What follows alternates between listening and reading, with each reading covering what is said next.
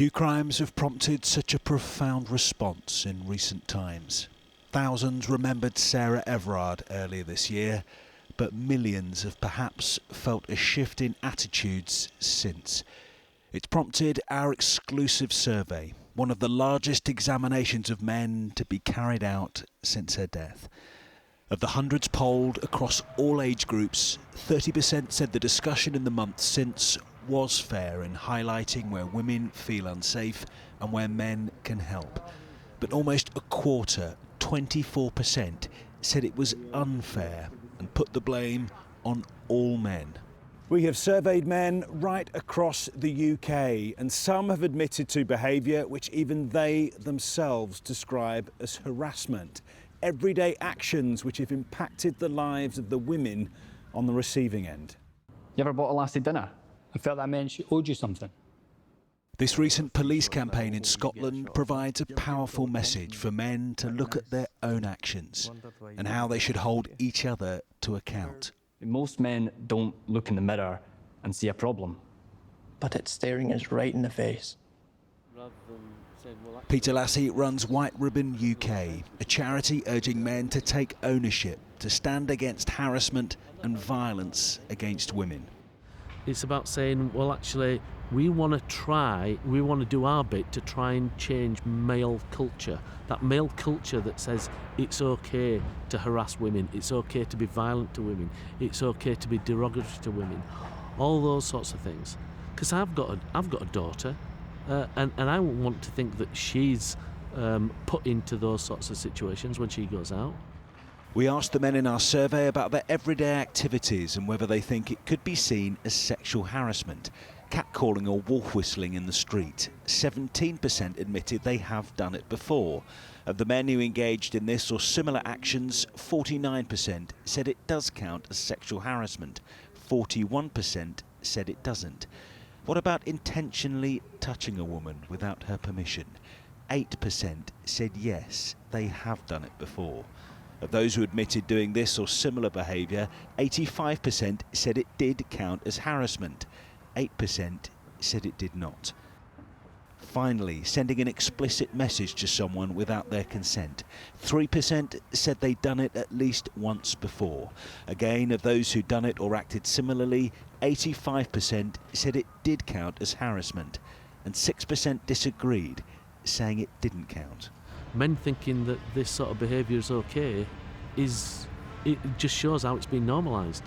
That for me was one of the most shocking figures in that survey. You don't have to go far. You can go to any pub with young people any night in this country, and you'll see men harassing women all the time.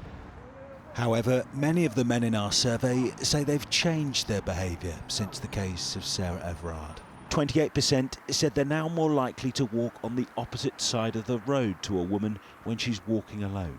35% said they're more likely to stand up for or help a woman who they think might be being harassed or is in danger. And 32% said they're now more likely to help female friends, family members or colleagues get home at night. Whilst our survey shows that a large percentage have changed their behaviour in recent months, it also shows how many were already thinking about women's safety. For the men who meet regularly as part of the Birmingham Mets basketball team, it seems odd that other men have only now moderated their behaviour. If you're sober in a club, you really pick up on some men and what they do, and you pick up on the girls that ain't comfortable. And some girls, they will look at you, they'll give you the look, and you'll know that you need to go over there and help them. Yeah. And then that just comes naturally, as to me anyway. So I'm surprised that a man just now thinks, let me help a woman. It should just come naturally. You do feel embarrassed to be a guy because, like, I've been brought up in a, positive situation with both my parents, and I've been taught how to treat a woman and always think about it as in, like, what if it was your sister? What if it was my cousin? As in, why wouldn't you just treat them nicely and treat them, with respect? But some people just don't think that, and it's terrible. 2/3 of the men polled said ending male violence and improving women's safety should be of equal priority to the government. But overall, over half the men in our survey said they're now willing to change some of their behaviours towards women. Julian Drucker, 5 News. Lots to consider in Julian's report. Earlier, I spoke to Dame Vera Baird, who's the Victims Commissioner for England and Wales, and I began by asking her what she made of our findings. I was pleased by some of them, and there is, an obvious impact of the outcry that's followed the recent killings. And it is, in an ironic way, advantageous that men have now started to understand, I think, how frightened women can be in public and that they can play a role. And it seems to me that the majority of your findings show exactly that. What do you think needs to shift? I'm aware that there is still very much a sort of a culture around things like banter and catcalling. And when you look at the figures, 41% said that they didn't think catcalling was a form of sexual harassment. What needs to shift so that we have a different kind of culture, a different kind of language?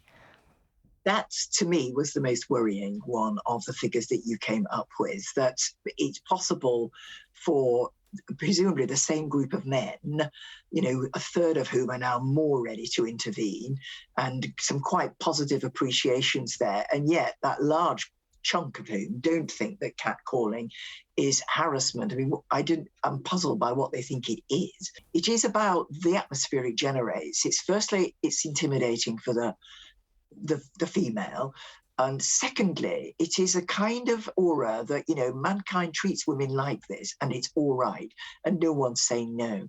What one needs is for anyone who hears catcalling going on to make the point, really, that women are human beings first and foremost and not sexual creatures who should be greeted, as if they were, and to stop it. Because violent men, and our problem, let's be clear about it, isn't men overall, it's violent men. Violent men get permission to do much worse things if non-violent men don't stop the kind of catcalling that demeans women, that makes them look like objects, that makes them feel preyed on, and makes, as I say, dangerous men think, oh, well, it's all right to do that, it's all right to do a little bit more. So that is the single most shocking finding. And I think we've got a job of work still to do if 41% of men don't think catcalling is a problem. It is. Where does that job of work start, though? Because, this has been going on for decades and nothing seems to be changing. If women's voices could bring about this change to stop violence against women and girls and to stop, the prescription that prescribes to violent men that they can get on with violence against women and girls, if women's voices could do that, they'd have done it long since. We need all together as a society to change attitudes. Hugely, that depends on men raising their voices with us. The Victims Commissioner, Dame Vera Baird, speaking to me earlier.